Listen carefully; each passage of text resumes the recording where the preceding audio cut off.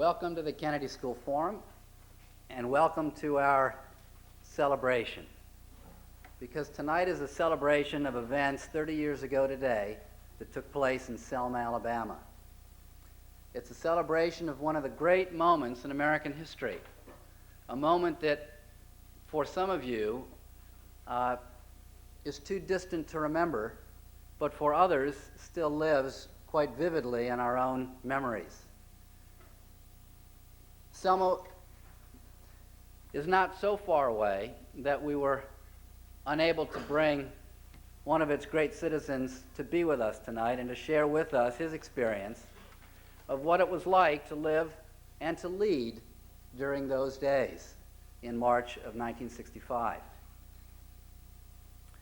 We're going to begin tonight with a clipping, a video clipping from 1965.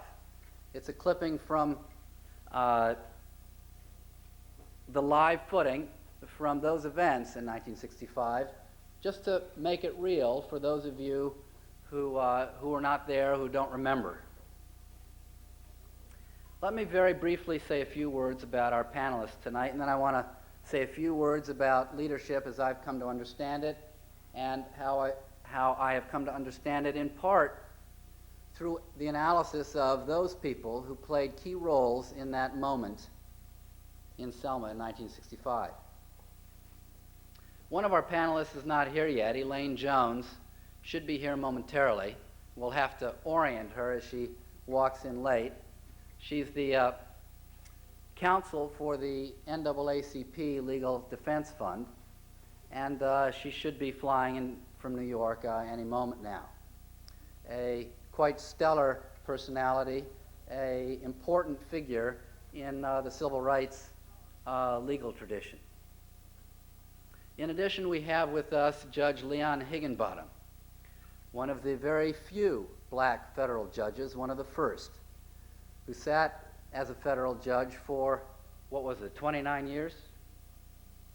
And who saw it all from the early days, and is now we're quite lucky that now he has joined the Kennedy School faculty to teach us about leadership and law.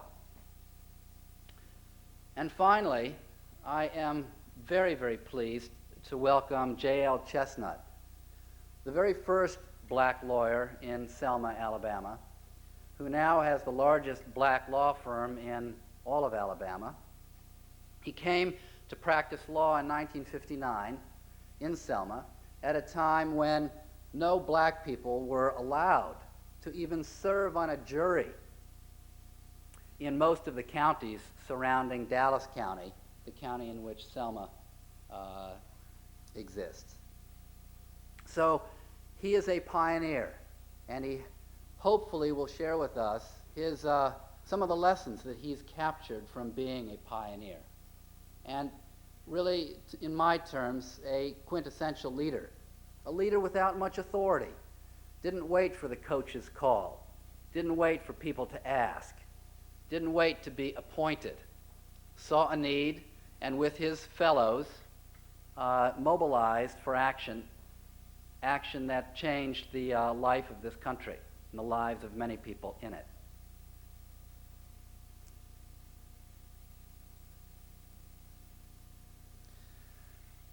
For many years now, I've been struggling to develop both a theory of leadership as well as a way to teach it. And in my writings and in my courses, I have come to think of leadership as essentially an activity of mobilizing people to face the gaps between the values they say they stand for and the reality that they live, the reality that sometimes they perpetuate. And that gap between our values and the way we live, I call an adaptive challenge. A challenge that requires, for progress to be made, people to learn new ways, often to reinvestigate the orienting values of their lives, to explore some of their own hypocrisies, some of their own internal contradictions. And Selma plays such a significant role and has played such a significant role in American history in this century because it provided for all of us a signal moment of learning. Indeed, one can analyze the leadership in Selma as leadership all devoted to the staging and the production of a learning moment for the American public, so that people across the land would be forced to face this adaptive challenge, this gap. There are two basic lessons. Actually, there are many lessons that I've tried to capture in analyzing leadership in Selma, but there are two that I'd like to share with you. And then I'd like to show you this film about this learning moment. The first lesson is that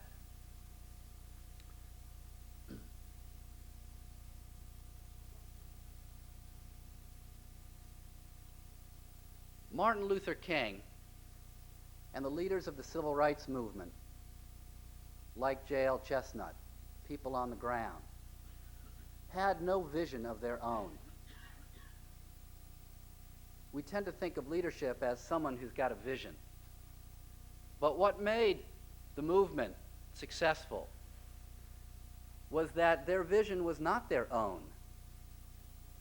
That King and his fellow strategists were able to articulate those transcendent values upon which this country supposedly had been built, those values which we continue to strive to realize.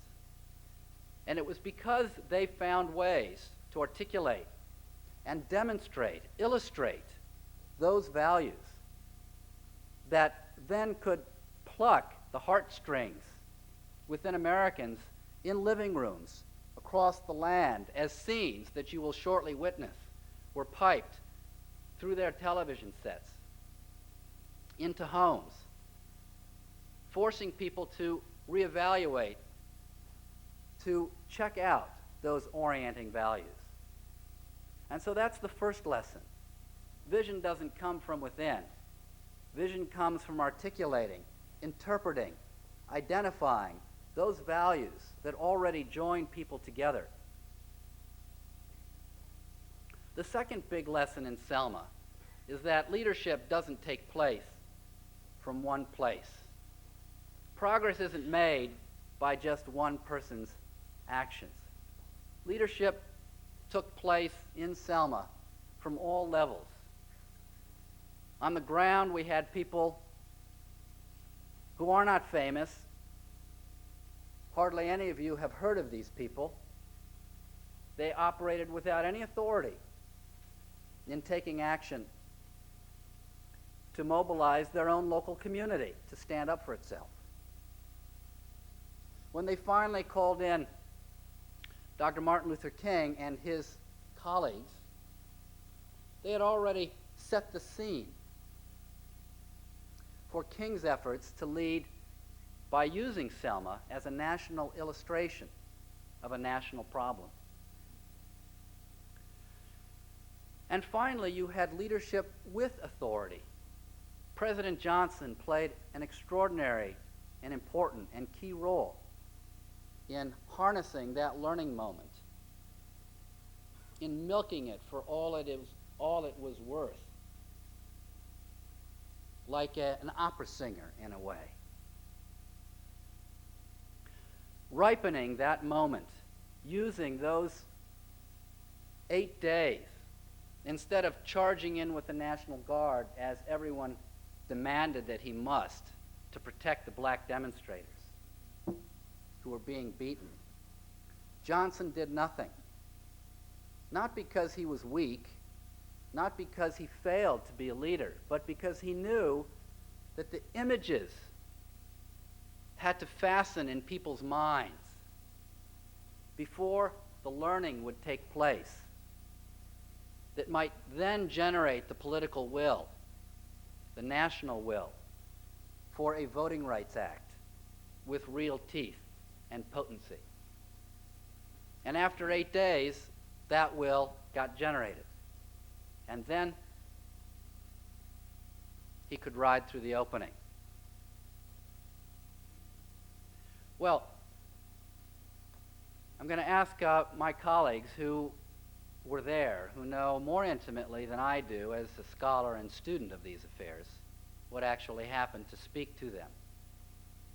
But what you're now about to see are 7 minutes that show you a teaching moment in American history. Please.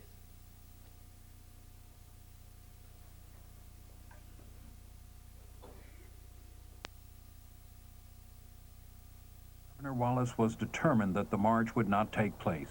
Such action would not be allowed on the part of any other group of citizens or non-citizens of the state of Alabama, and will not be allowed in this instance. The government must proceed in an orderly manner, and lawful and law-abiding citizens must transact their business with the government in such a manner. There will be no march between Selma, Alabama, and Montgomery, and I have so instructed the Department of Public Safety. Despite the governor's ban, 600 people gathered at Brown Chapel AME Church on Sunday, March 7th, to begin the march to Montgomery. Dr. King was preaching in Atlanta. Hosea Williams and John Lewis led the march.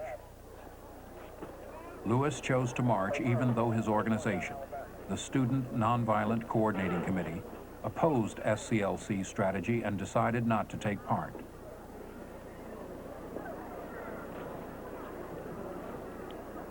Surprisingly, as they walked through the center of town, there were no police in sight.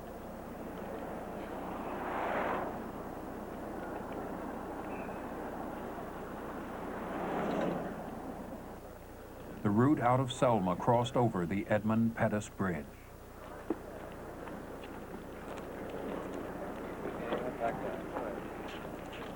Cheyenne and I went to the Edmund Pettus Bridge. There, where I turned around and left Cheyenne. Simply because I'm telling you, I was afraid.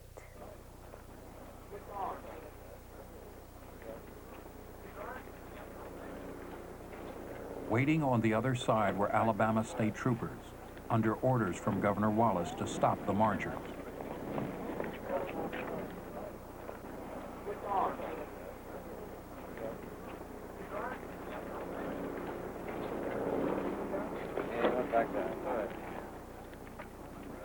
Clark's posse was on the sideline. It'll be detrimental to your safety to continue this march, and I'm saying that this is an unlawful assembly. You have to disperse. You are ordered to disperse, go home, or go to your church. This march will not continue.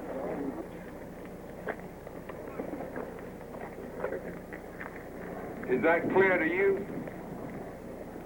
I've got nothing further to say to you.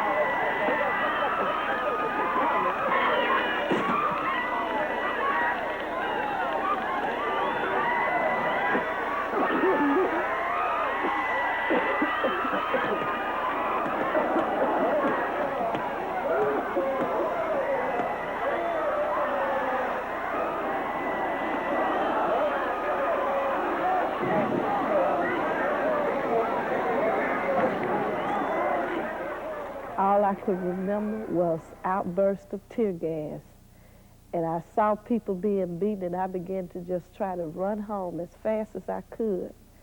And as I began to run home, I saw horses behind me, and I will never forget, a freedom fighter picked me up, Hosea Williams, and I told him to put me down. He wasn't running fast enough. And I ran, and I ran, and I ran. We were about 2 blocks away from the bridge, and we went back to try to help people back. But the police were riding along on horseback, beating people, and the tear gas was so thick you couldn't get to where people were in need of help. And so we really had to turn the church into a hospital just to get people back to their senses. And it was a horrible 2 or 3 hours.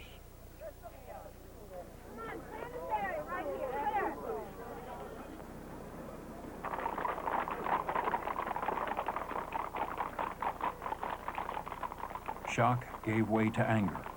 There was talk of retaliation. There were people who came back to the church and started talking about going to get their guns. You had to talk them down. And you had to talk them down by simply asking questions. What kind of gun you got?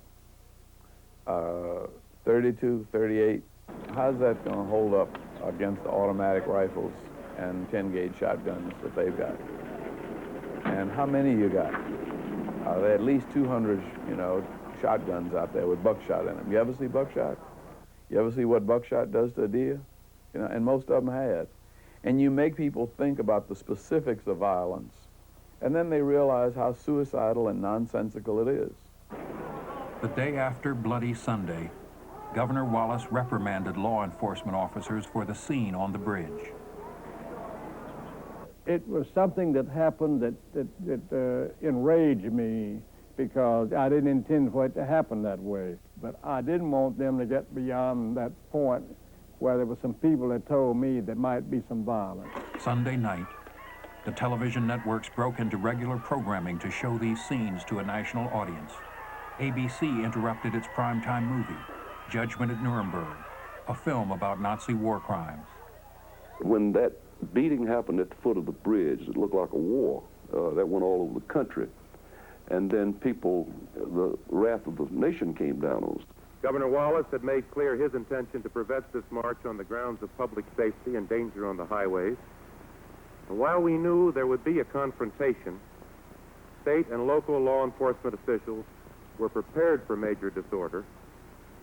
We had no reason to believe that local law enforcement officials would set upon nonviolent and peaceful citizens in the way in which they did. On prior occasions, this has not occurred. Shame on you, George Wallace, for the wet ropes that bruise the muscles, for the bullwhips that cut the flesh, for the clubs that broke the bones, and for the tear gas that seared the eyes and the nose and the nostrils and the lungs and choked people into insensibility. This is not the American way. When this happened at Selma, and I saw it on television, to me it expanded beyond civil rights, beyond whether you vote or where you sit in a restaurant or in a cafe or on planes, trains, or buses.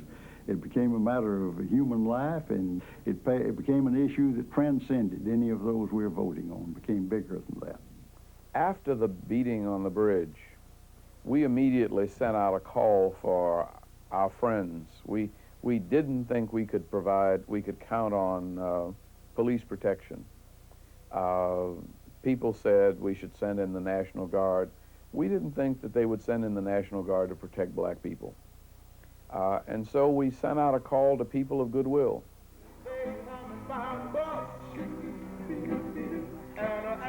From all over the country, people came to Selma, among them 450 white clergymen. Here, a group of people, black and white, saying to us, we are here to share with the people of Selma in this struggle for the right to vote. We have seen on the television screen the violence that took place, and we're here to share with you.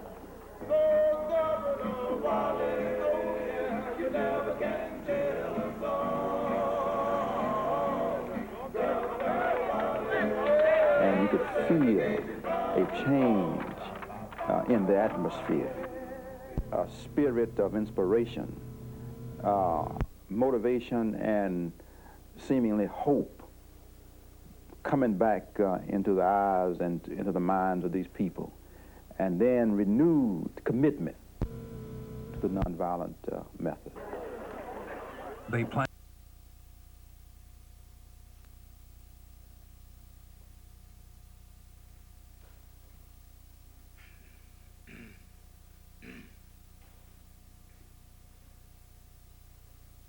I'd like to introduce Mr. J.L. Chestnut.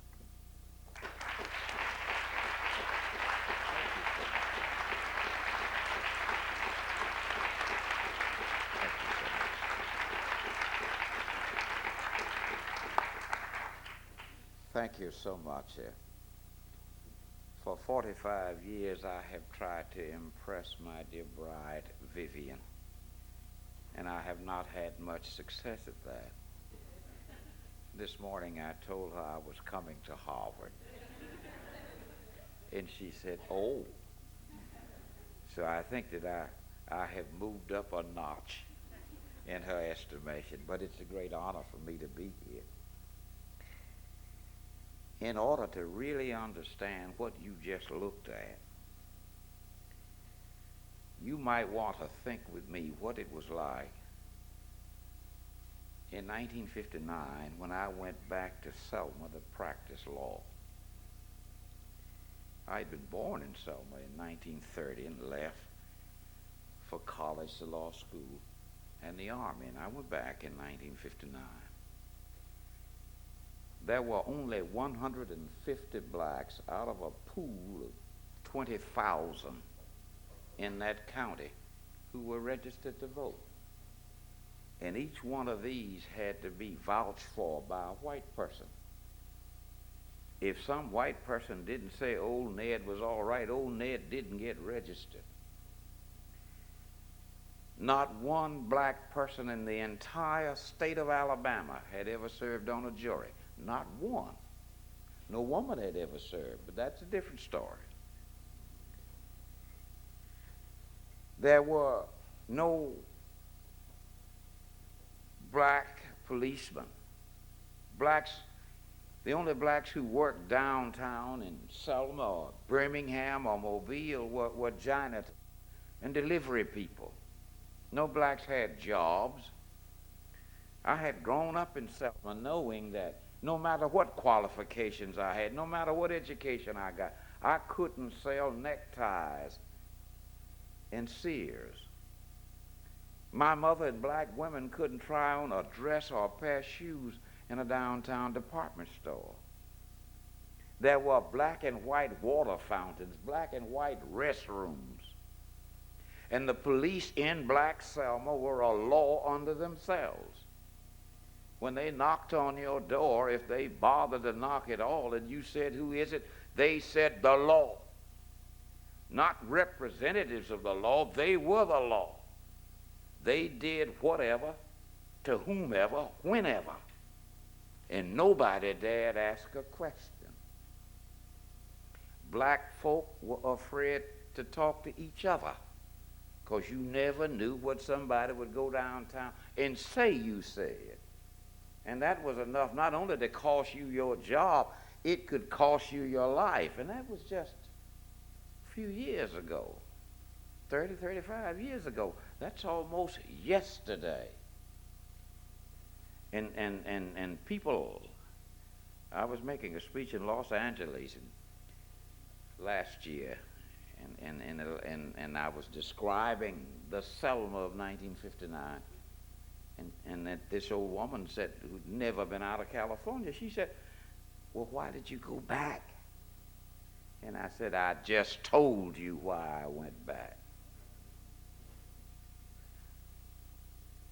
All of that was to change in that film, that clipping you just saw. Some that we call Bloody Sunday. A young black man by the name of Jimmy Lee Jackson had been shot dead, simply murdered by the state troopers. And he was simply demonstrating with his mother for the right to vote. And people were so upset that they seriously said, we're going to take his unembalmed body and march from Selma to Montgomery and put it on George Wallace's desk and tell him that we will be free or else. Of course, we didn't do that grotesque thing, but we decided to march to Selma. And I had gone across that bridge earlier because there was only one telephone over there. And I had to try to tie that telephone up in the event the march took place, because I would have to describe these events to the NAACP Legal Defense and Education Fund, because they would be paying for that. Martin King and Ralph Abernathy, while they were the field generals and putting these people in the streets, they were not paying for that. So I'd have to describe that situation, and I'd gone over there to tie up that telephone when I saw John Lewis crest the bridge with that group, and you saw there on that, in that clipping, what happened. And it was an awful day. I saw grown men with billy clubs the size of baseball bats coming down on the heads of women and children like they were watermelons. There were screams and blood. John Lewis, who's now congressman from Atlanta, was laying there in the road with a concussion, skull split, bleeding like a stuck hog. And I had stopped talking over the telephone and was trying to help get some of these people out of the streets. Horses were running over children and over women. It was an awful day. And I decided that day that America could not be saved and that white people were not worth saving. What I didn't know was that white people, red people, all kinds of people had watched what you just saw, and they didn't like it. It was not their America. And they came to Selma first by the hundreds and then by the thousands.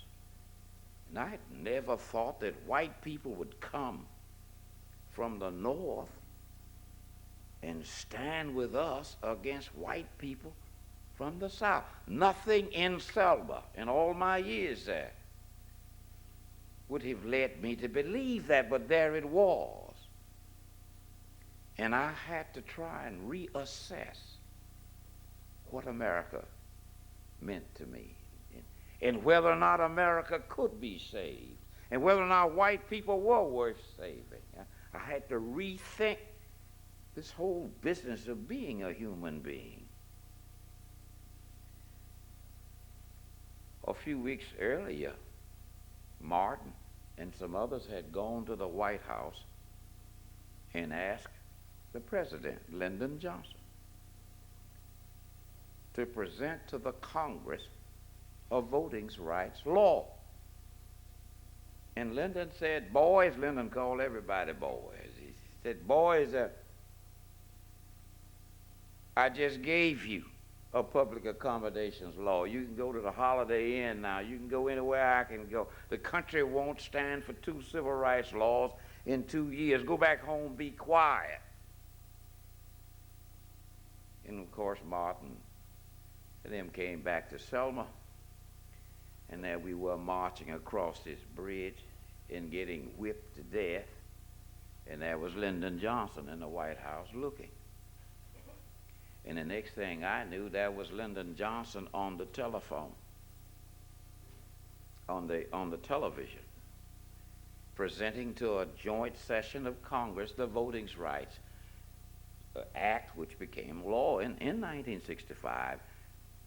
And Johnson ended that speech with the refrain from our movement, "We shall overcome."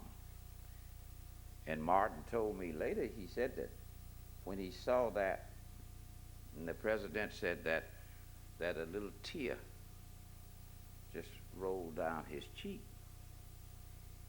And I said, Martin, no tear rolled down my cheek. I said, don't you understand what's happening? Or are you too much a Southern Baptist preacher to understand what's happening? And Martin said, what's happening? I said, you are no longer the #1 civil rights leader in America. Lyndon Johnson is, and that's bad news. This is the man who 2 or 3 weeks ago said, go home, be quiet. And he's about to preempt our movement. Martin, in ways, was a wise man. In other ways, he was naive about a lot of things. He didn't know how to react to that. I remember telling him one day when he first came to Selma, I said, how are we to free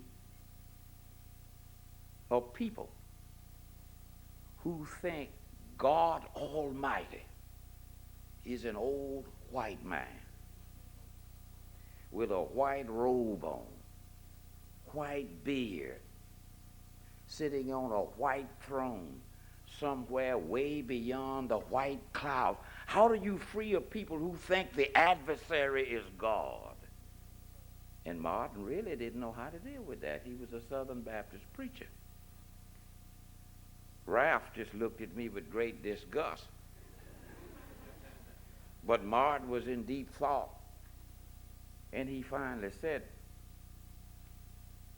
that now is not the time to undermine this curious black perception of God, because the religious faith is the only strength and the only unifying source in black America. We can't afford to undermine it just yet. We have to use it. You know pretty much the rest of that story back in 1965. Let me just say some quick words on the lessons and the legacy of voting rights, 1965 to 1995. Unfortunately, that legacy is strikingly similar to the sad legacy of voting rights 100 years earlier, 1865 to 1900. In both cases, African American participation in voting occurred only after federal intervention. In both cases, African Americans were able to win legislative offices largely by the creation of specialized voting districts. In the 1800s, African Americans held legislative office for almost a generation and then was driven from politics and voting by divers of despicable and bloody means. I want to suggest to you that history could repeat itself in 1995. In 1995, the ability of African Americans to win elections, particularly in the South, is heavily conditioned upon drawing districts that contain a majority of blacks. And that's true because there is this solid, overwhelming block of white voters in the South who simply will not vote for a black candidate, regardless of qualifications. And nevertheless, in 1993, the Supreme Court showed some signs of disfavoring minority-majority districts. And then what is really frightening, no less an authority on Southern bigotry than George Wallace himself, who you saw in the clip lying, told me that he, Wallace, is the real godfather of all of this new republicanism. Think about it. He was the first who really went after what he called pointy-head liberals. He was the one who created what Nixon later called his Southern strategy. And Wallace is saying now he is the godfather of all of that new republicanism, and he told me, this man who stood in the schoolhouse door, and he's got religion now, and I think he's preparing to meet his maker, but he told me that the new Congress of the United States would do anything, go to any anti-black extremes in order to appease what Wallace calls the Southern redneck element. And you need to think about that. Wallace understands the Southern redneck element.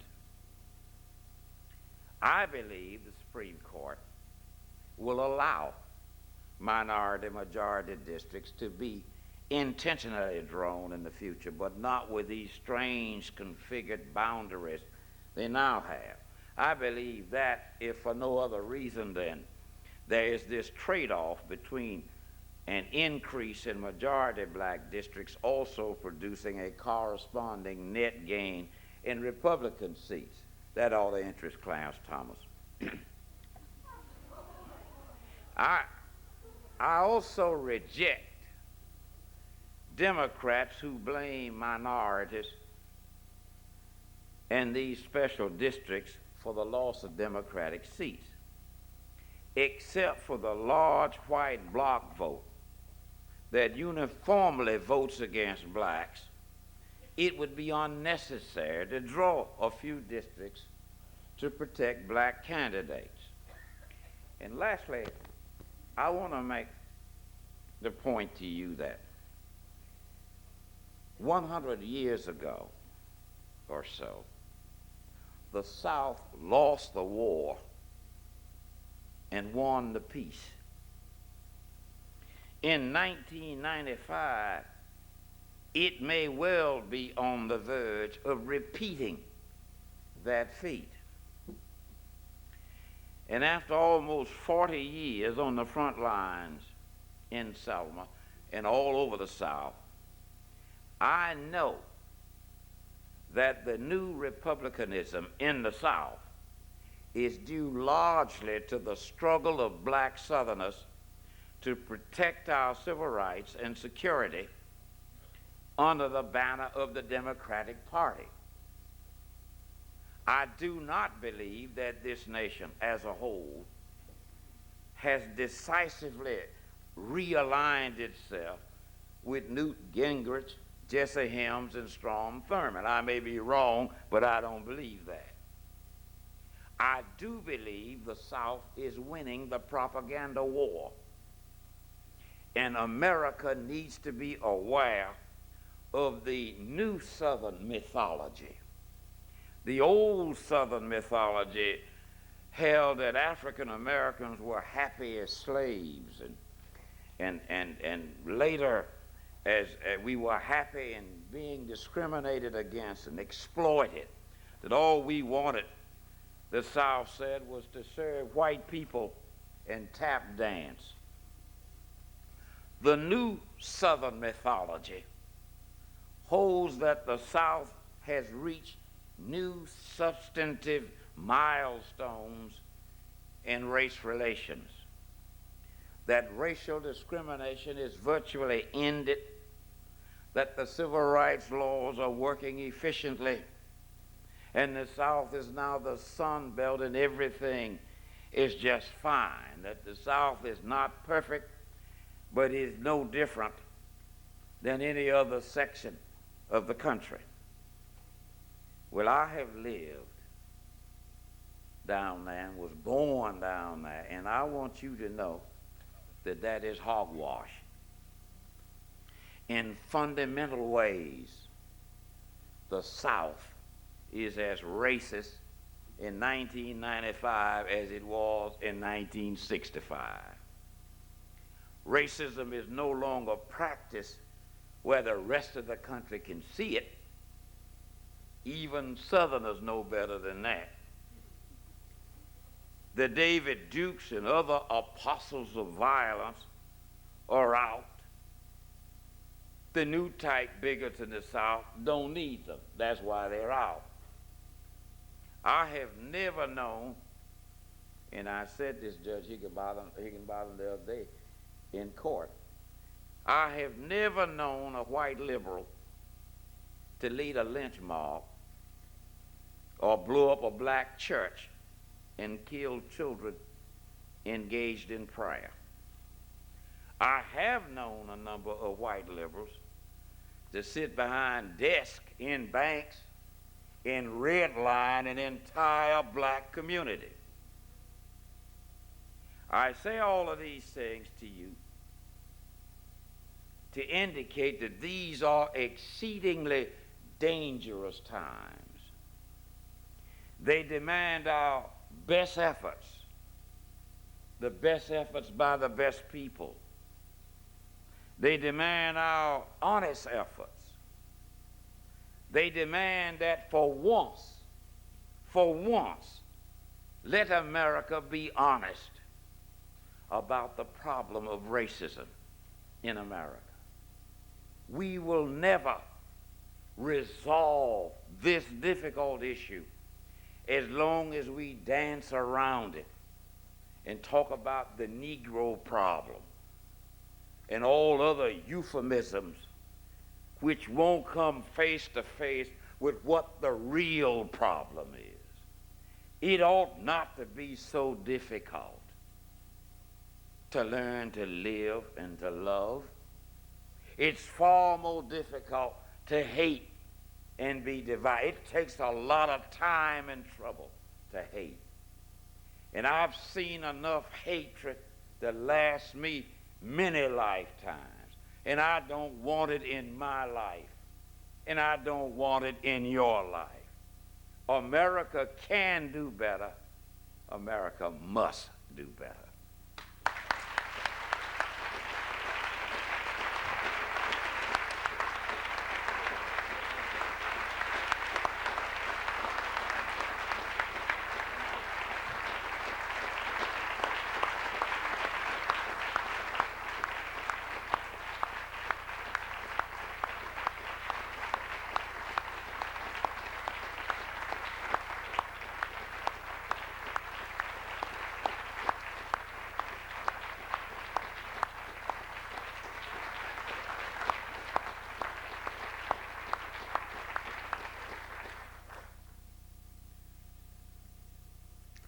We're going to give Elaine Jones a few moments to catch her thoughts and settle in and ask Judge Higginbottom if he can speak to us.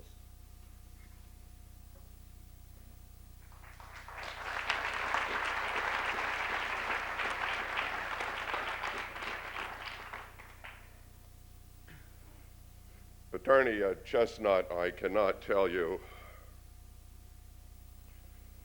how profoundly moved I've been by hearing your remarks. And it's sort of important in this New England environment for all of you to recognize that you have seen a legend. When I was at Yale, they talked about Daniel Webster and the extraordinary argument he made before the United States Supreme Court with a tear streaming down his eye, saying something like, "It's a small college, but we love it," and asked that the court rule in favor of Dartmouth College. And they cited other people, Rufus Choate from Massachusetts. But all of the time, while I was at Yale, I felt something profoundly missing in the education that I received. And it is because I did not learn in the classroom about the great lawyers who were carrying on the extraordinary battles. Charles Hamilton Houston, a graduate of Harvard Law School, former dean of Attorney Chestnut's Law School. William Henry Hastie, graduate of Harvard Law School, former dean of Howard Law School. And all of these lawyers were the architects for the race relations, civil rights revolution in the court. And along with Thurgood Marshall and a few others, they are legendary figures who made America a nation far better than it otherwise would have been. But about 15 years ago, I recognized how media had so skewed the analysis. And not taking anything away from my mentors, I followed Judge Hasty in the United States Court of Appeals. You note I say I followed him, I did not replace him. No one could replace Bill Hasty. But it's always been of significance to me that when these great lawyers went into southern communities and made cutting-edge arguments and demonstrated an extraordinary skill of putting together constitutional precepts, after the argument, they got on a plane, came back to New York or Philadelphia, and I worked on some of these briefs. But who are the most significant heroes? Those who stayed there. Because when lawyers like Attorney Chestnut went and argued these great civil rights cases, then they had to face the judges who were hostile and angry because they had pushed the courts. And they took it day in and day out, and year in and year out. And John F. Kennedy wrote this book, Profiles of Courage, marvelous volume, thoughtful volume. But I hope that all of you will never forget that you've seen today a profile in courage as important as any one which was named in John F. Kennedy's book. So I'm so delighted to be here and to be on the same program with you. And my good friend Elaine Jones, who will speak afterwards.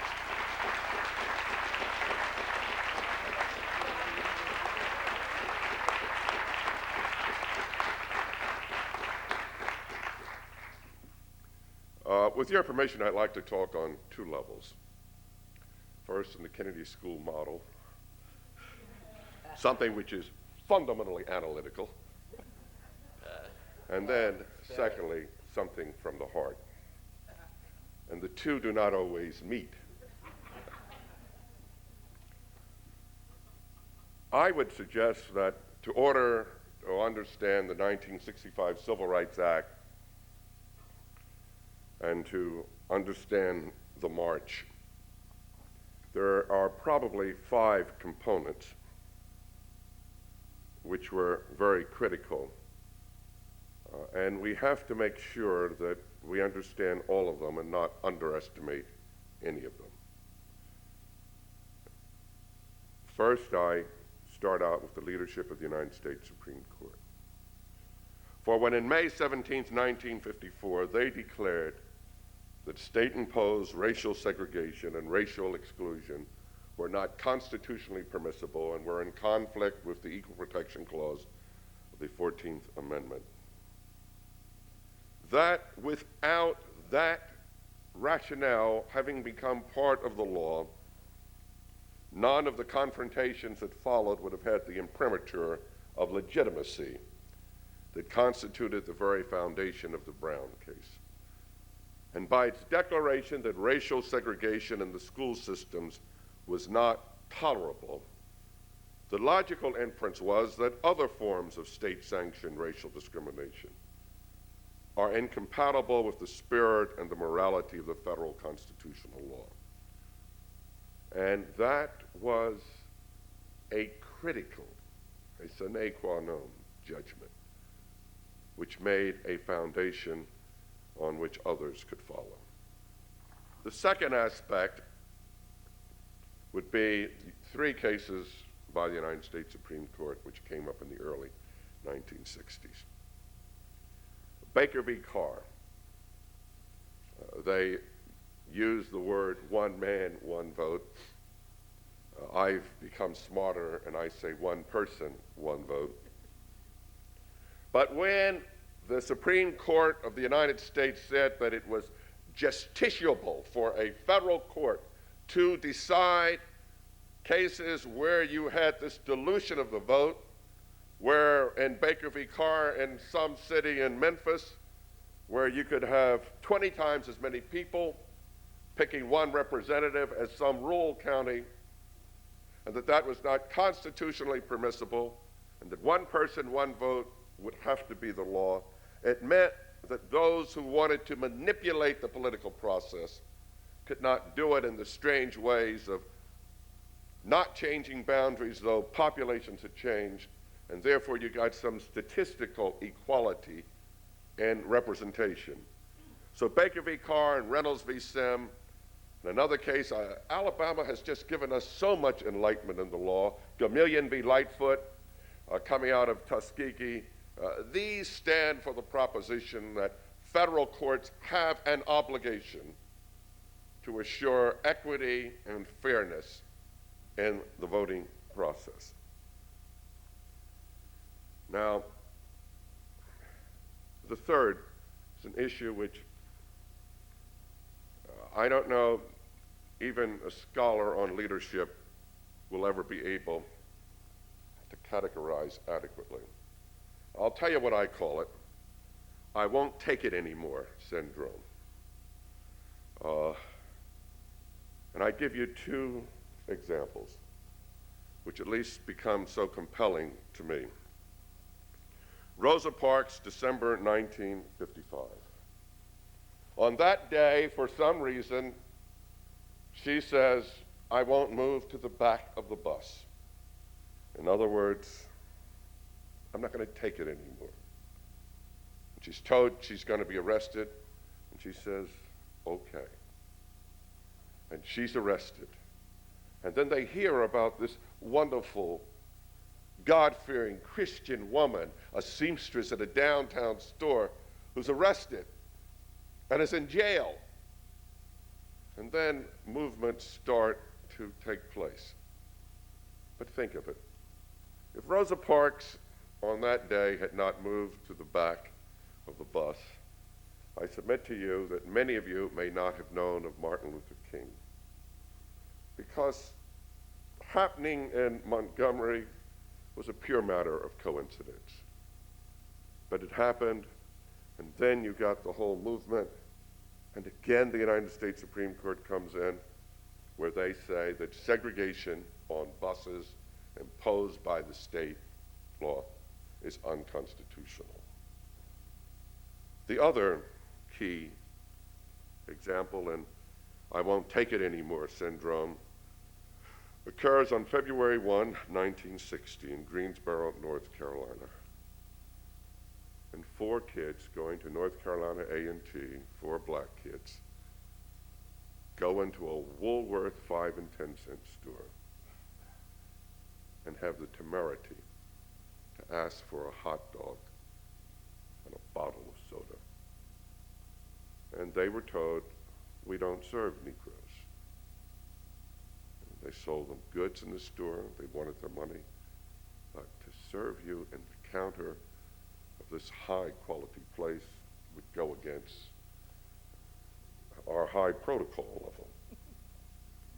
And then those 4 students stayed there all day. And they left. And then the next day, 20 went. And in less than 2 months, there were sit-ins in 100 stores. People saying, we won't take it anymore. And that is something which could not be structured. The great minds, even those on leadership, could not have figured it out. If you got all of the brightest people in the world and said, look, in 1958, we want to work out something to get first-class citizenship. No one would have thought of Greensboro necessarily. But then that became a movement. And then there's a fourth factor. I know that Keith Reeves in his course goes into these factors in far more detail, and I have so much admiration for him. But the fourth factor was what I just call the rapport factor. The rapport among black and white leaders, including moderate political leaders. I shall never forget the March on Washington. I'm probably the only person here is old enough to have gone to it.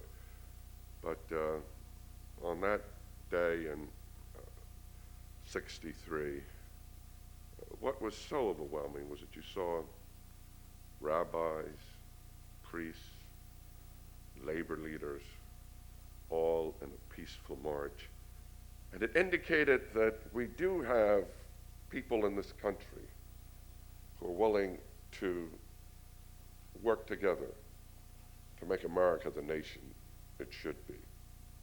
And the rapport went even further, and that becomes critical into the '65 Voting Rights Act and the '64 Public Accommodation Act. The Southerners always knew that they could filibuster. Could never get a lynching law, anti-lynching law through, never get anything because they would filibuster.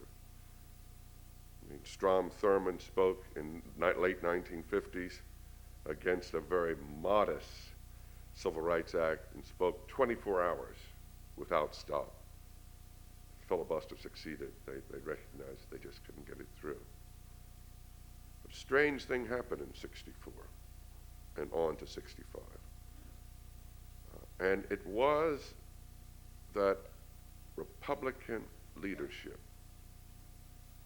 put the good of the country ahead of partisan advantage, because Senator Dirksen, the minority leader, changed his position and said he would vote against filibustering. When he did that, Senator Russell of Georgia could not believe it. And Senator Haruska of Nebraska says he will vote.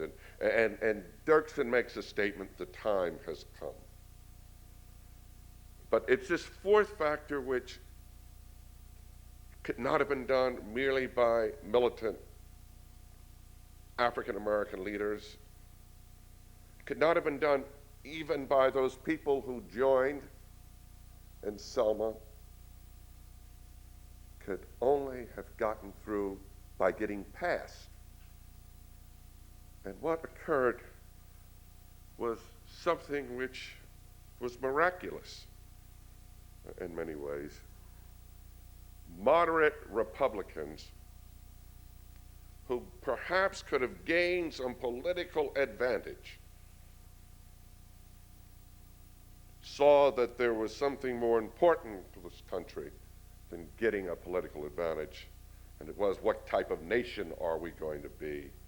And they voted against filibustering. They imposed cloture, and the '64 and the '65 Civil Rights Act got through. And then there's the fifth factor. Fifth factor, presidential leadership. At the tender age of 34, I was nominated for a position of a commissioner of the Federal Trade Commission by President Kennedy. And at the tender age of 35, I was nominated for United States District Judge by President Kennedy. I like him.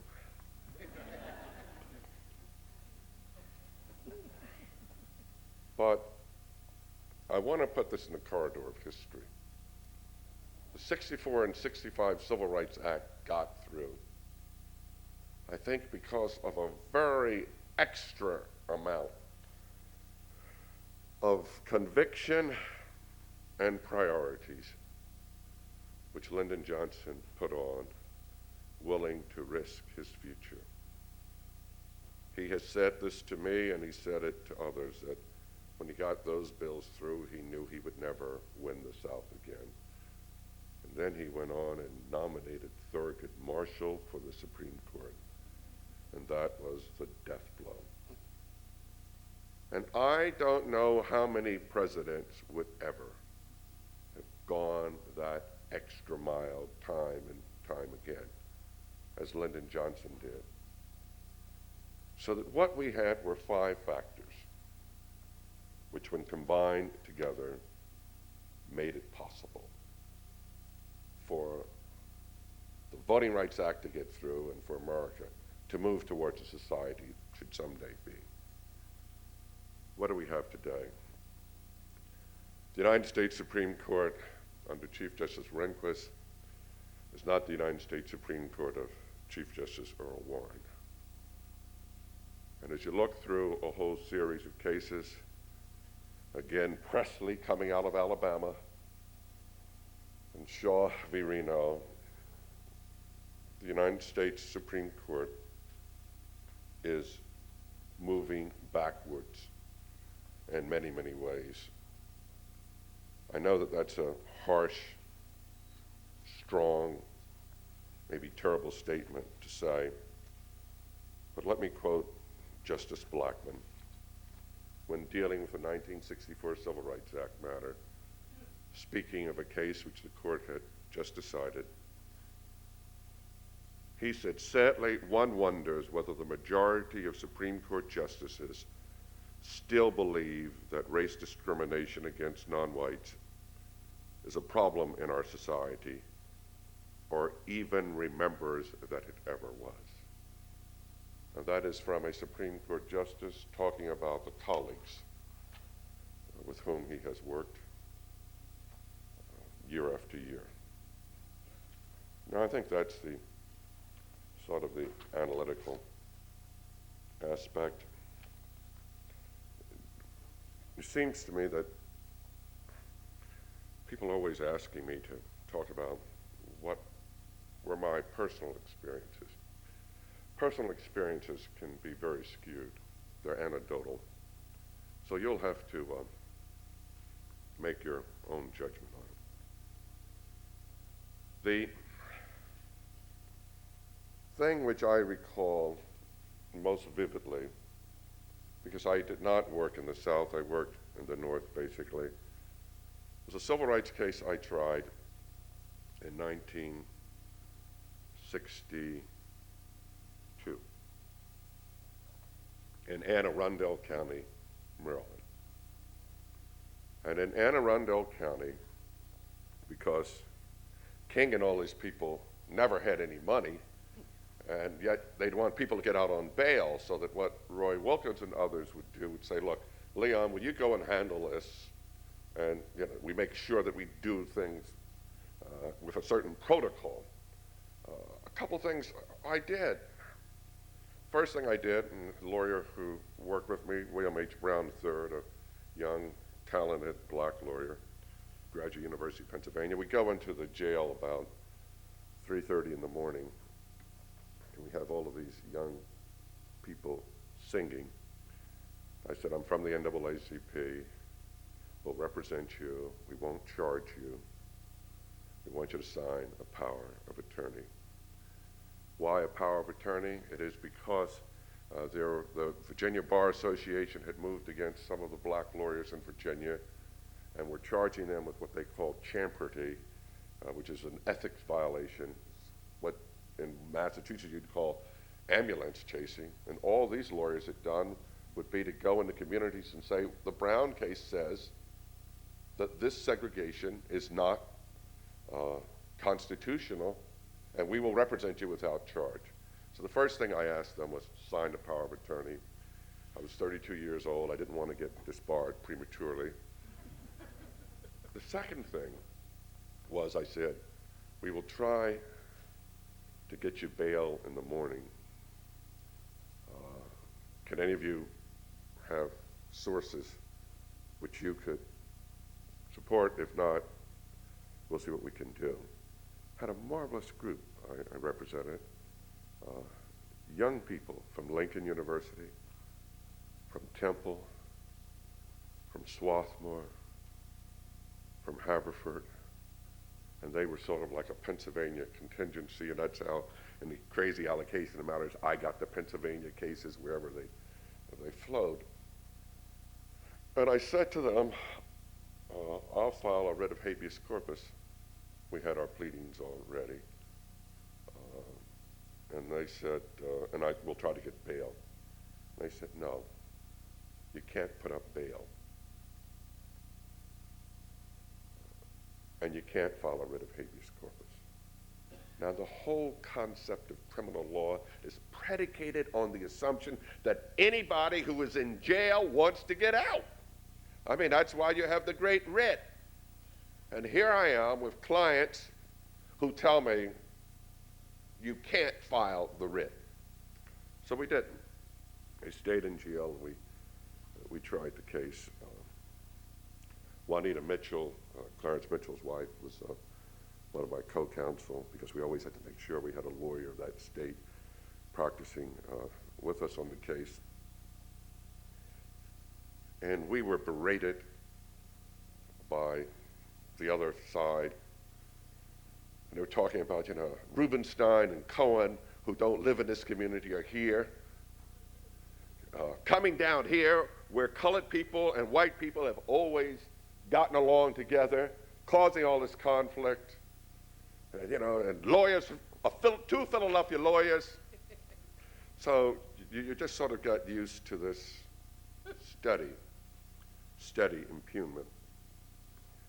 And I had to go and give a closing.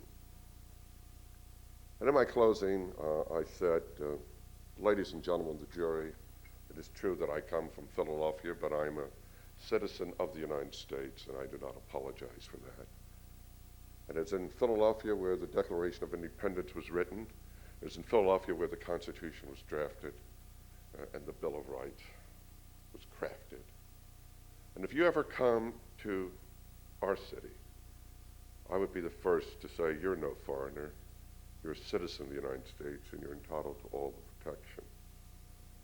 And I saw that I was not making any progress, and trial lawyers always try to get some gimmick. The one thing you knew is that you never ate anywhere. You never ate anything which was not in a can or a bottle or packaged. So during the lunch break, I had gone downstairs, had gotten a bottle of Coke and some potato chips. And as I looked on the board, they had all of these marvelous maps and photos of the Naval Academy. So I said, I'm going to give them a closure which will reach them. I said, ladies and gentlemen of the jury, when I was eating downstairs, I purchased one of these marvelous maps, and you have here the pictures of the Naval Academy.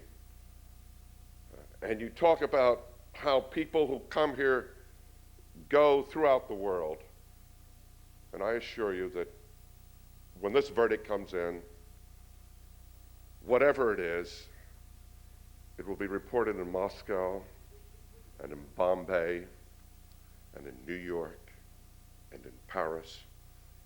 And I hope that I will be able to say that this community, which brags about the Naval Academy,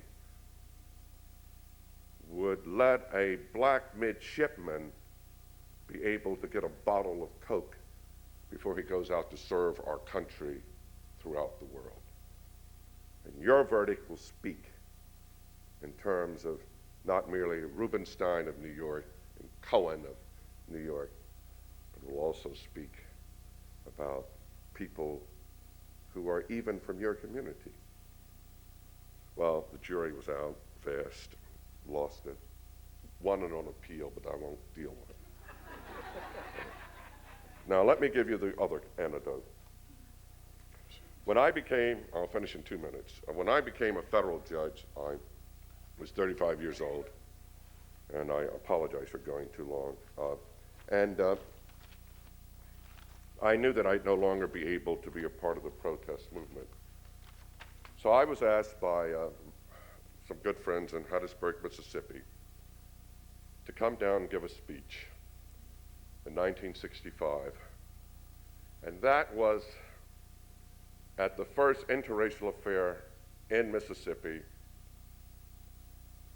in accordance with the Public Accommodation Act, because it had a delay of a year. The person who met me and introduced me was Vernon Damer.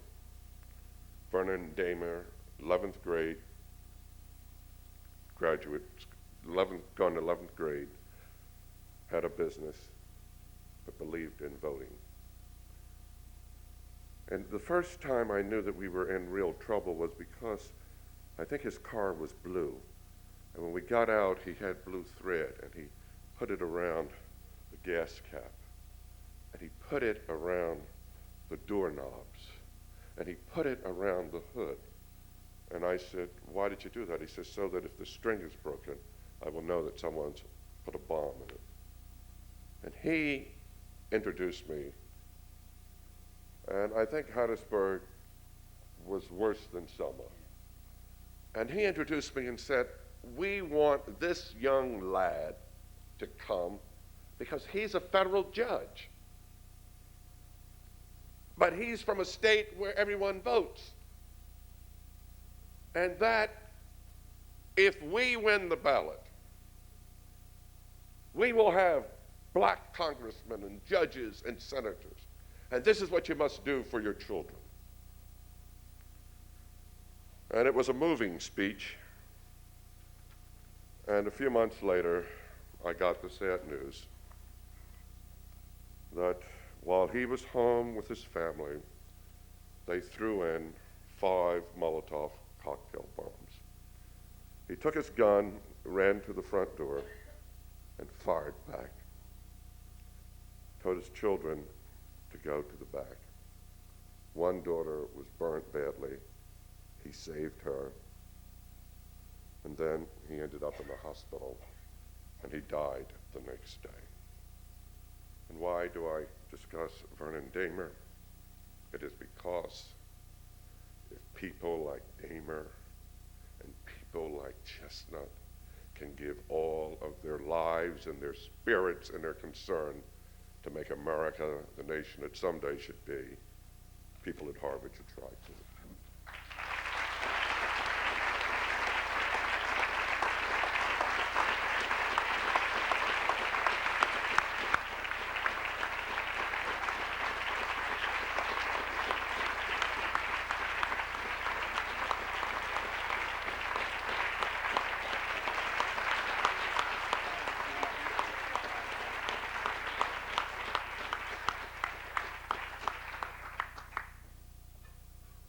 Ladies and gentlemen, I know we want to have time for questions because we do have these 2 giants here tonight, Chess, lovingly called Chess, and the judge. And we've got to have time to talk with them.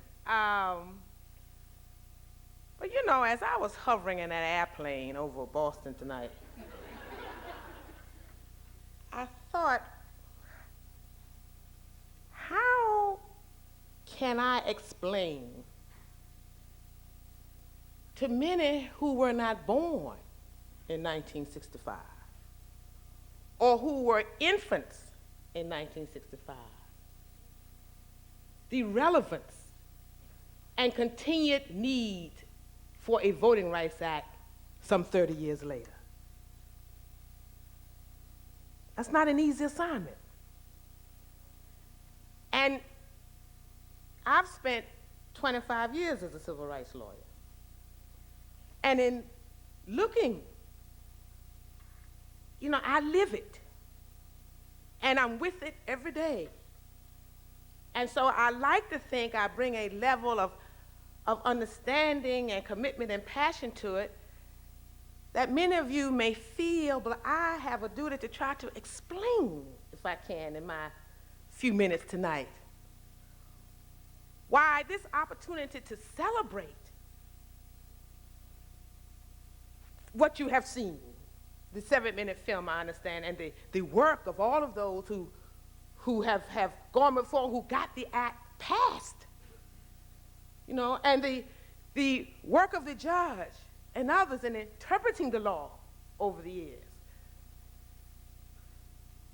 Why, when we like to think that the society has changed and we are better, and we appeal to the better angels of our nature and we've grown, why is it that some of us feel so strongly that we've got to hold on to this act? Now, we've got to take a long view. 30 years is not a long time. When you look at the history of African Americans in this country to vote, it's a very short time. Because what we are experiencing now in 1990, we experienced a century ago in 1890. You know, when we talk about South Africa and how proud we are of the peaceful change in that country, and when we see how newly enfranchised South Africans stood in line for hours to vote, it seems that it's sort of a warmth surging through us. We're proud of that accomplishment and whatever role we had to play in it. But you know, that was here as well. In these United States, when the newly enfranchised citizens, after the Civil War, when we got the right to vote, first we had to get citizenship. We had to fight an internal war to get the citizenship. 14th Amendment in 1868, then the right to vote in 1870. But constitutional amendment, yes, it was there. But you know, it was an ideal because it was not reality. And then there was a period when the 15th Amendment passed, which gave the right to vote to the newly freed slaves. The lines were still there as in South Africa. Go back and look at the history. The thousands of blacks eagerly coming to the polls and voting. Voted, and for the first time, you had blacks in the Congress and black U.S. senators. We got at least 12 blacks in the Congress and 2 black senators. Proud to be part of the country. And what happened? What happened? After a few short years, the law became law in 1870, the 15th Amendment, and then the deal was cut, Hayes-Tilden. And after that, beginning in 1876, it was a major effort to disenfranchise these new citizens. I mean, let's look at our history. Throughout the late 1880s and 1890s, what federal law gave, state law took back. The states amended, the southern states amended the Constitution, imposed literacy tests, poll taxes, all kinds of gimmicks to make sure that you could not, that black Americans then could not vote. Now, from the last person, and the judge wrote about it in a recent article, after all of those blacks elected to Congress, that was an intentional, systemic effort to make sure that new political power was squelched. And so the last black to leave the Congress from the South left in 1901, George White from North Carolina, right, Judge? He stood on the floor of the House and said, "You've gotten rid of us, but we will rise again like the phoenix. We will come back." Every black purge, systemically. 1901. When did the next black come to Congress from the former Confederate states? 1972, Barbara Jordan. 1972, Barbara Jordan, with a district that was drawn as a result of the 1970 redistricting under the new Voting Rights Act of 1965. Now, we get the Voting Rights Act. You know, those who choose to discriminate are very, very creative. And one of the least efficient ways of really getting our democracy and our inclusiveness and our diversity is really not through litigation. We need the law.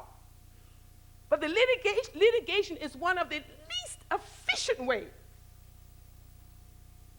of making sustained change. Why? Because people are creative. When Voting Rights Act in 1965 was passed, all knew you would go in, yes, you remember, file a lawsuit. And each time you would sue the registrar because all of a sudden the registration place changed. You know, nobody knew. Just change the registration place. Or the polling place for the election changed a day before the election. Couldn't find it. I mean, gimmick after gimmick. And you go in, you sue the registrar, you got to go litigate through the court, the registrar resigns, you then can't get the state, then you come back and you get eliminated one practice and they adopt another. You then got to go back, find the resources, sue again. And you're not making any change. So then one of the most important features of the Voting Rights Act is a provision under it called Section 5, which is, I call the status quo provision. The Voting Rights Act, that section requires that certain states which have a discriminatory history and had less than 50% of the population voting in the 1964 election, and that had a history of discriminatory activity were covered under Section 5. Now it covers 9 states and parts of 13 others. Those states were required to pre-clear any changes they wanted to make before the Department of Justice. In other words, they couldn't just move the polling place. They just couldn't redraw the district. They were supposed to take it to the Department of Justice. Justice would look at it to make sure it wasn't there to discriminate against minority voters. It had to be approved before it could be adopted. What happens? Some states pre-cleared, others didn't. So it was with fits and starts. Now, Congress amended the Voting Rights Act twice. Amended in 65, it had a 5-year life. 70. Amended again in 70, lasted to 75. 75, amended it, and it went into 82. 1982, the amendments, it was given a life of 25 years, due to expire in the year 2007. Now, why do we still need it, Elaine? Why do we still need Section 5? I mean, we've come a long way. Just like the Edmund Pettus Bridge and those who fought for the right to vote and the right to participate in this right, that is no right more fundamental in this society than the right of political participation. It's none.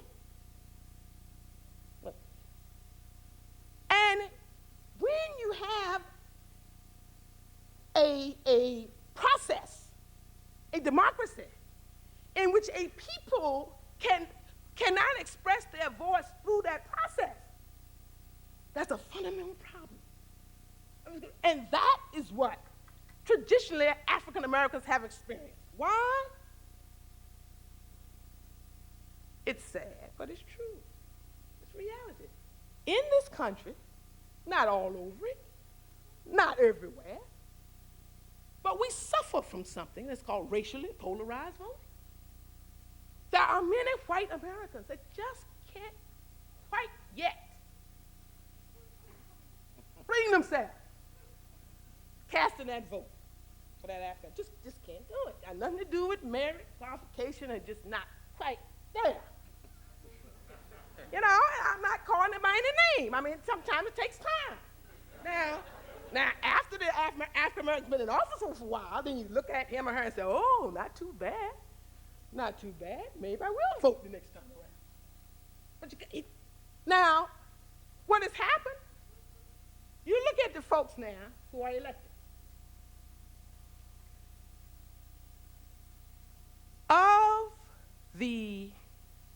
stats so you can be clear.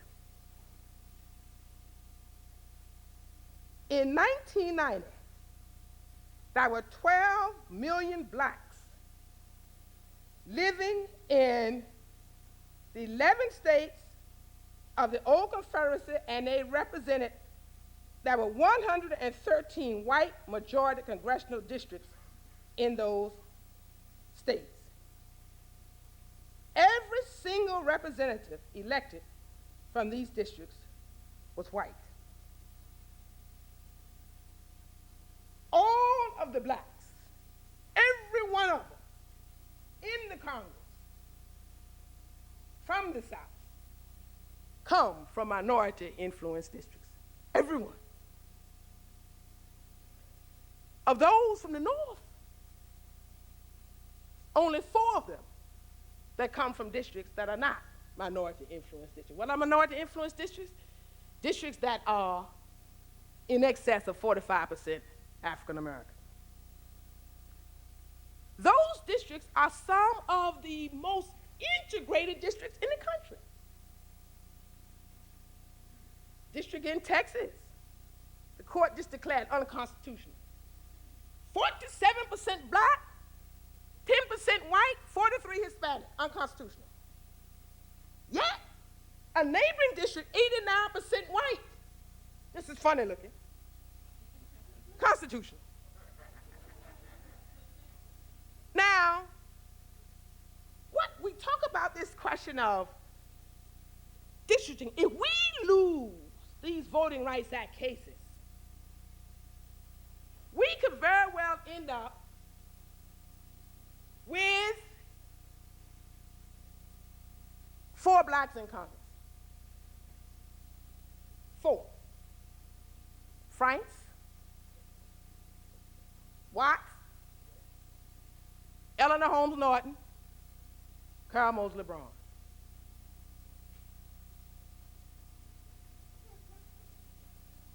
Because do an analysis of their districts. And if the Supreme Court takes the position that race, in terms of minority-influenced districts, can no longer be a factor. Yeah, it can be a factor everywhere else and join all other kinds of districts. But in terms of minority-influenced districts, it cannot be a factor. That's what we could end up with. Now, looking at this one point about these cases. Oh, we get the view, we say, oh my, these funny-looking districts running around, connecting, trying to connect dots. Dots is grotesque. Because all our districts we know are compact and pretty and contiguous and nice little squares and circles. Not so.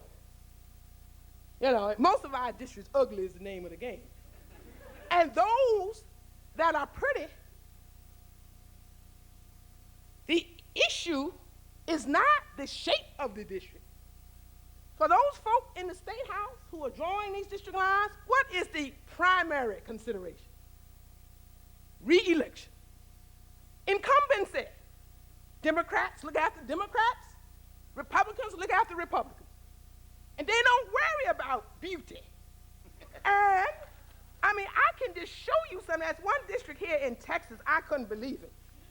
Here's, you can't see it, but I have to send it, Joe Barton's district here, District 6 in Texas. I mean, I could, look at this thing, stretches through 5 counties and over rivers and streams. Here it is. And here's this little piece out here in the corner. I said, well, what is that? That's his house.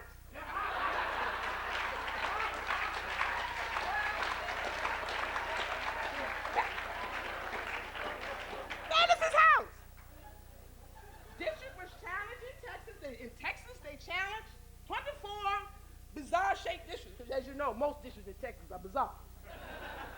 Challenge 24 of them. The court decided that all but 3 were constitutional. Joe Biden's district was constitutional, but Barbara Jordan's old district was not. Eddie Bernice's Johnson district in Texas, which is only 47% black, whereas Joe Biden's district is 89% white, hers is unconstitutional, his is. Come on, where is Jessica? Now, one other thing about these districts before I sit down. Supreme Court wants pretty. Okay?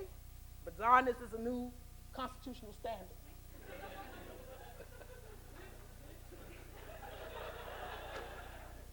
When you look, there's a lot we don't have in this country, right? We got the struggle. But some things we do have. And one of the things we have in this country is housing segregation. We got that in spades. I mean, we do not live together.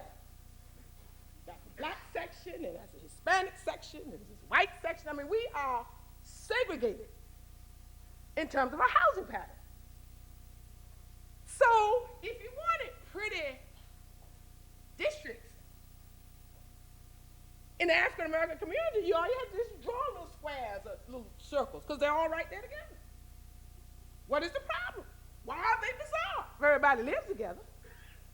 Now, one person, one vote, what does that mean? It means that the unifying theme is all the districts must have roughly the same population. Now, that's about 570,000 persons per district. So why are they funny? Some of them. Why? Because, as I told you, incumbency is the name of the game. And so, when the Democrats and the Republicans in the State House are drawing the district, the Democrats want to make sure they have enough voters to get reelected. So he, I'm using the right pronoun, goes into that African American district and takes chunks of African American population. Takes the big chunk that he needs to add to his suburban district to make sure he gets reelected. Somebody else to the north reaches down and takes what they need from the inner city to get reelected. After all of it, and the Supreme Court said that's perfectly constitutional, because you're not doing it on the basis of race, you're doing it on the basis of party. Everybody knows that race is a clear factor in redistricting. And so you do this, and what's left? A little misshapen remnant right there in the inner city, because everybody picked over and got what they wanted. And you got this remnant left with not enough population, because you need 570,000, right? So then the Voting Rights Act comes to the table. And the Voting Rights Act says, all right, now that you picked over everybody, these folks are entitled to be able to elect representatives of their choice. Now, electing representative of choice doesn't mean electing blacks. It means electing who they want. In Louisiana, black people elected Linda Boggs and sent her back to sent her back to Congress. Electing who they want to elect. So that's what they did. You get the little remnant left, and then the district has to go look for population, because it's got to get to 570. And so then you see the distortion. But see, if the Supreme Court says you can't look at race when it comes to the African American districts, yet you can continue to pick the districts apart. The suburban surroundings just continue to pick the districts apart.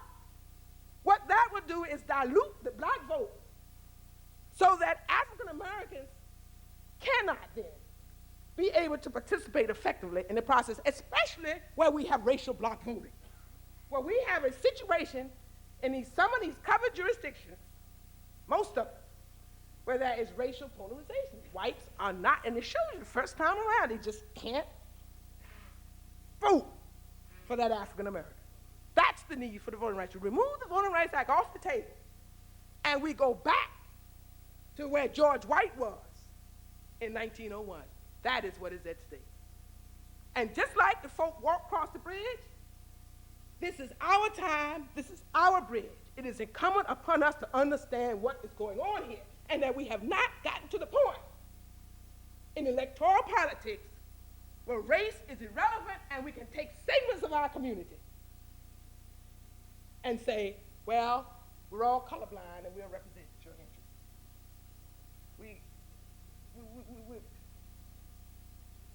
We're not there yet. We want to get there. But while we're getting there, we better get there together, and we better make sure that that Congress is desegregated. Thank you. Thank you very much.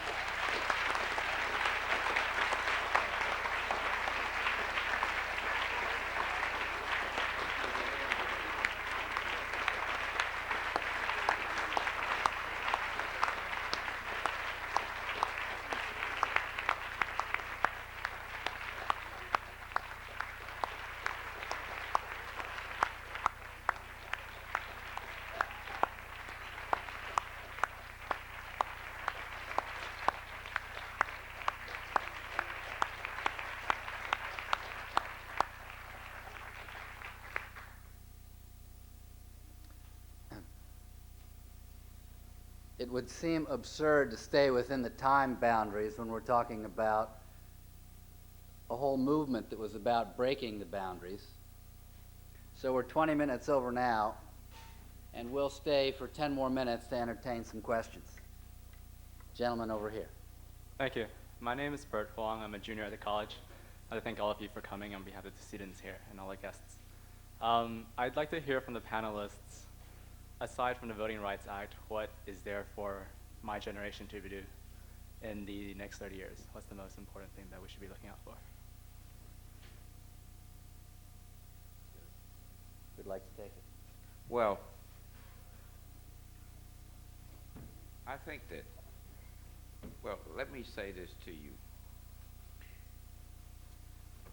In Selma, after the Voting Rights Law, we went from 150 registered voters to 10,000 in 6 weeks.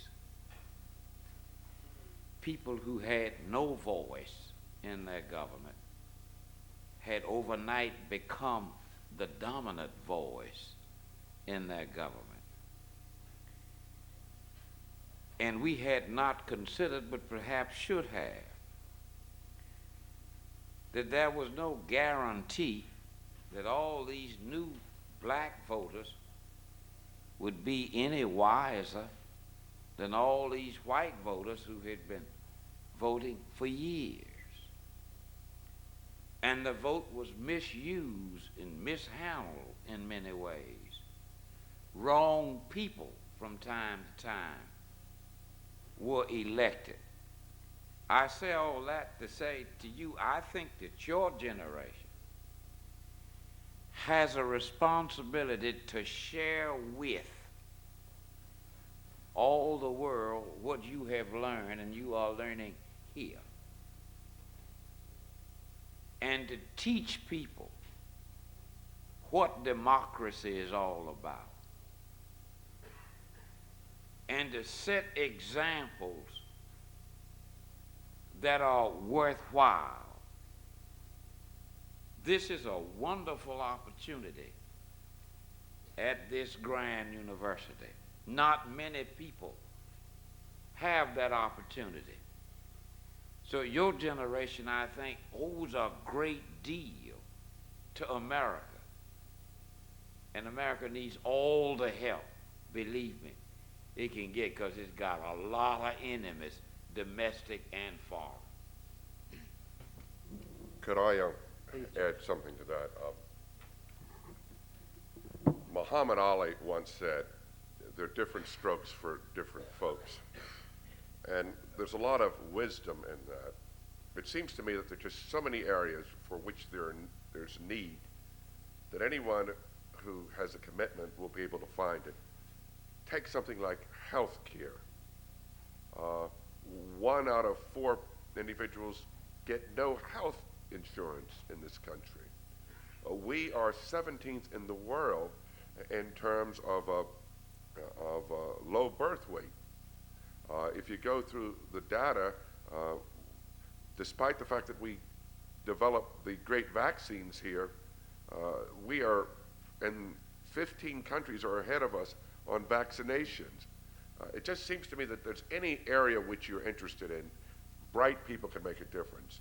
I don't care whether it's health care, employment, the allocation of resources. The most significant thing I think you can do is to stop letting these people believe they made it on their own.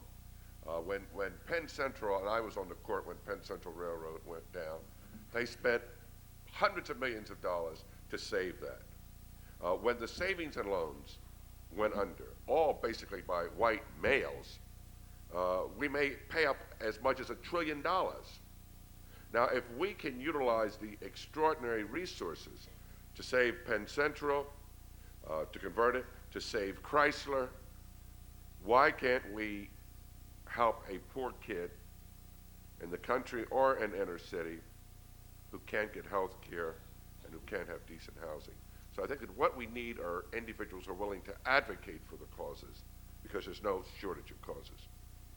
And I think what we one of the things we have to do is not to succumb to the stereotyping about one another, about individuals and groups of people. I mean, that's what's harming us as a nation. And we are bombarded with it. We are being pitted against one another. I mean, nobody is talking to us about the strides we've made, difficult and painful though they have been, that we have made progress and that we have been on a course, the right course. It's hard for us to resist it because we get it constantly. I mean, and for race to be used for the sake of politics and political advancement is just, it's abhorrent. It's abhorrent. And I often say, you know, where would we be today if Brown versus Board of Education had been subject to a referendum? Where would we be? You know how the country felt about Brown versus Board when the Supreme Court came down with it? There are certain issues that we have got to be able to educate ourselves, to look into ourselves, to educate ourselves on one-on-one basis. Oftentimes we cannot depend on media. Cannot depend, because it's somebody else's views.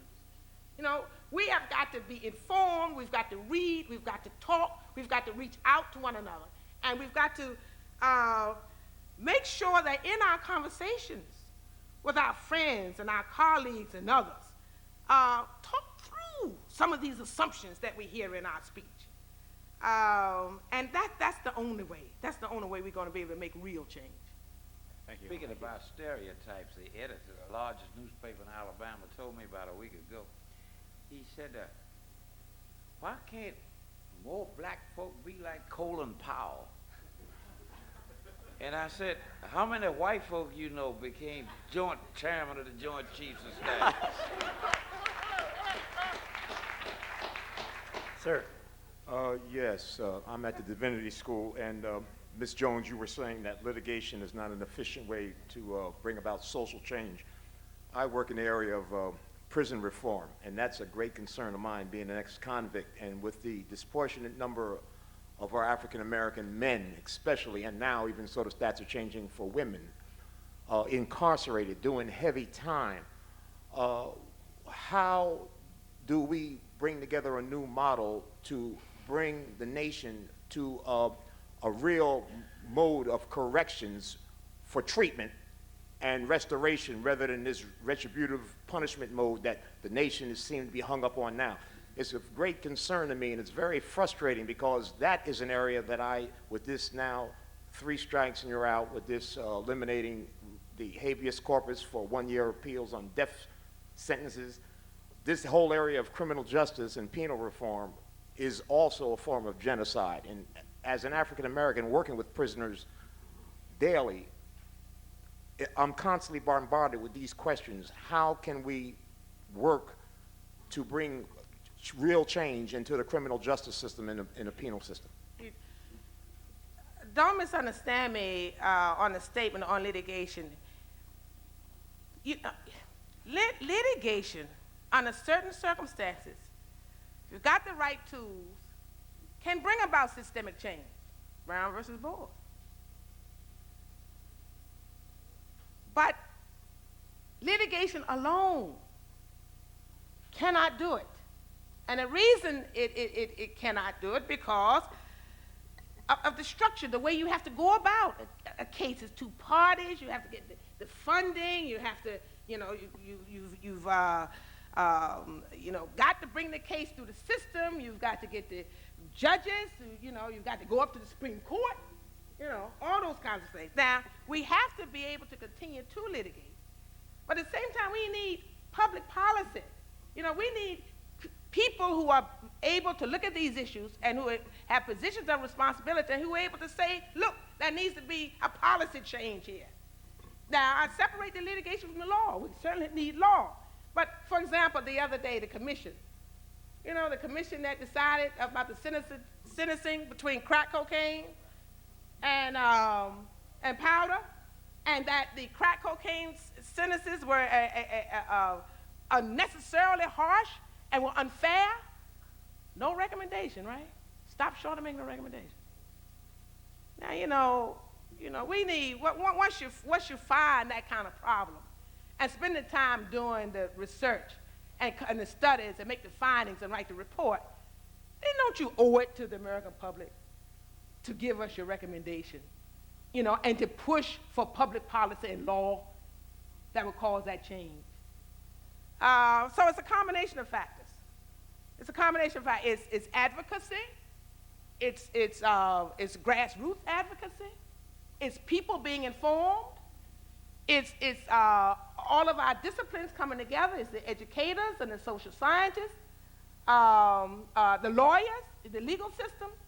I mean, but it's not any one aspect of society that can make a difference. We all have to come together and focus on a particular issue and be willing to walk up to the plate.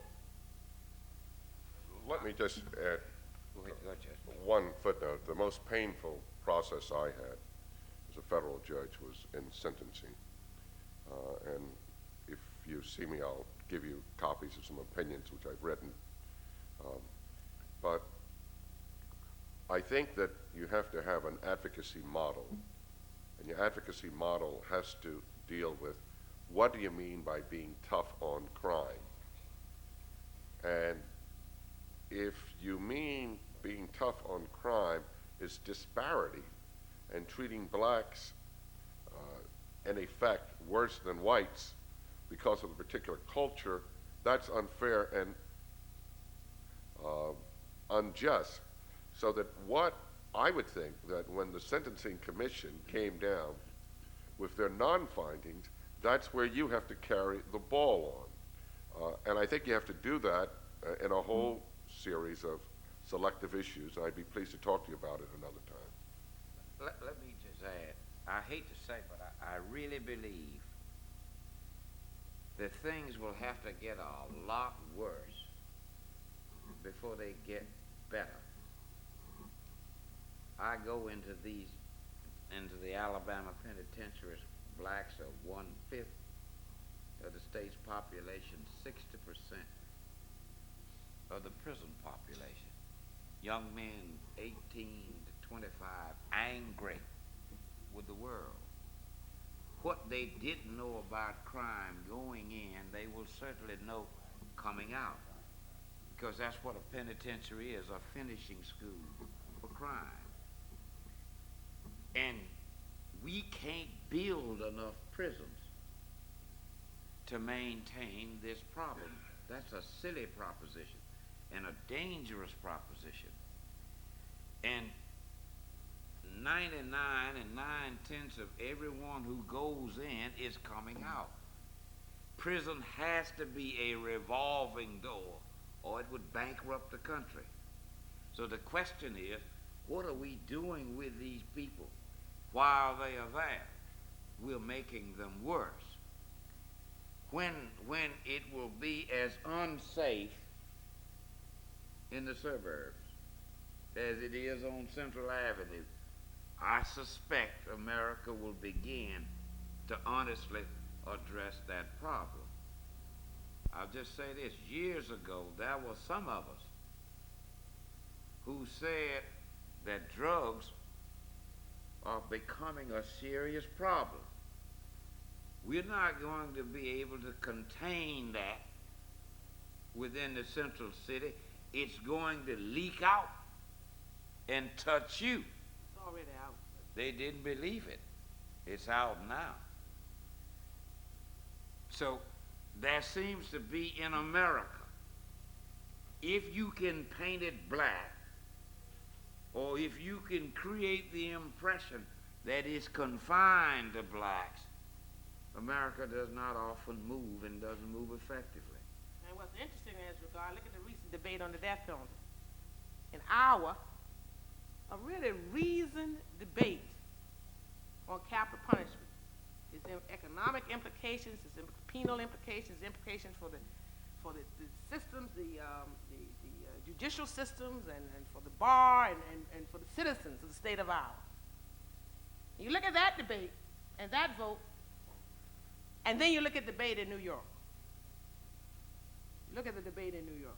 I mean, and when we have a tendency to look at things through the prism of race, it skews it skews our objective analysis of a problem. You know, we talk of crime. We paint crime with a black face. Nobody takes time to understand that you talk about the increased murder rate in this country. You know, it's white on white crime and black on black crime. Most of the murders of whites are committed by other whites. Over 85%. Same thing for blacks. Blacks are killed by other blacks. You know, but nobody tells us that. So we got a national problem. You know, it's not a race problem. We got an American problem. We got a problem here. Crime and guns. And so, you know, we put this face on it, you know, and then, as Chet says, the public policy. You know, here we are trying to build these prisons. We're going to bankrupt our children and grandchildren. We're going to bankrupt them because they cannot carry the load. They will not be able to carry it unless we make more of our citizens productive. They just can't carry it. Now, what we're doing right now as we sit here, we've got a case on the way up to Supreme Court. The Benjamin Banneker Scholarship Program, University of Maryland. 1% of the scholarship money targeted for high-achieving African-American high school students. What better use of your money can you have? But being challenged as being unconstitutional. Yet we spend $75,000 a year for somebody in solitary confinement. We spend $20,000 a year for somebody who's eating 3 meals a day walking through the prison looking at television. And yet we challenge a $7,000 a year scholarship for 30 high-achieving African-American students. We got to think. All right. We could go on, but it's my job to close. I want to close simply with one of the lessons I capture from this, provoked by the questions asked. Selma was a big teaching moment in this country, but it took lots of little teaching moments to create that. Have you cut it off? Yeah, we're done with questions, sir. Even for somebody who's remembering of an earlier march on Washington which didn't happen. Another great man mentioned A. Philip Randolph. The 1941. The threat that then, because Franklin Roosevelt. That's okay. Good. That was a great teaching moment. If you don't too. mind, I'm going to keep on. One more minute. Go ahead. I worked for FEPC in Atlanta, the first federal integrated office in the wartime. During those years, Mr. Chestnut, there were some white people working whom I knew. Leland Smith, Mrs. Tilley, Methodist woman, working against the lynching of Negroes. Lucy Randolph Mason, working for the CIO. Anyway, a question not related to that, if we had time. You don't have to talk. But I would want to know, how can we here get more people to vote, including African Americans, than are voting today? When the local elections, so a lot more I could say. I had to say that. Did you want to say something, sir, about your experiences in 1941 with that march that was called on and then called off when they got Roosevelt to pay attention? You get me started. I was a college professor in my young, anyway. Two things. I worked in an office. I'll make it three things. I worked in an office in Atlanta, near the Atlanta Constitution. You know, in those days there was no one would apologize for saying Negro. I want tonight, because Thurgood Marshall, you may remember, said when he was asked, "What would you like to see take your place on the Supreme Court?" He says, "No Negro is better than a bad Negro." So I would say, 2 Negroes and 3 whites. We would walk down at the end of the day to the street, walk to the corner. The whites would go one way, the Negroes another. We got to be friends, but it was second thing. I went over to Orangeburg, South Carolina, and talked to a Negro college about FEPC. If you get discriminated against today, a lot of people are too timid. They don't want to do anything about it. They don't want to report it. So we talked to the college students about, I stood on the platform, forgot my, what we call white skin, and looked out at that audience, all like you, or lighter skin, darker skin. That did something to me. The third, Elaine mentioned districting. Oh, this takes me to the day, not back then, if you will excuse me. Districting, those of you from Massachusetts, or you analytic people here at Kennedy, look at my congressman's district, Joe Kennedy's. Look it up sometime and see what it looks like, what Elaine showed.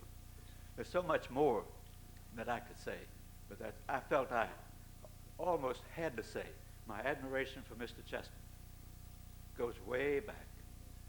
For Judge Higginbottom goes way back. But recently your letter about the appointment, that atrocious appointment to the Supreme Court not long ago.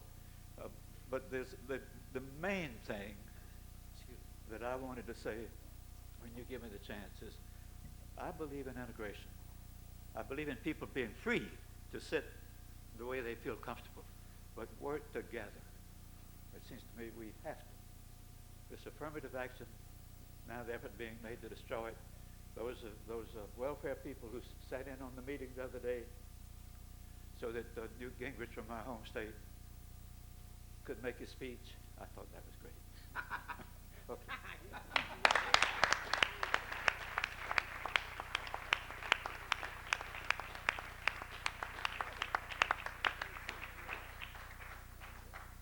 Well, good night, and God bless all of you in creating teaching moments, large and small, throughout your careers. Good night. Elaine, I know what a burden it is for you to come up here.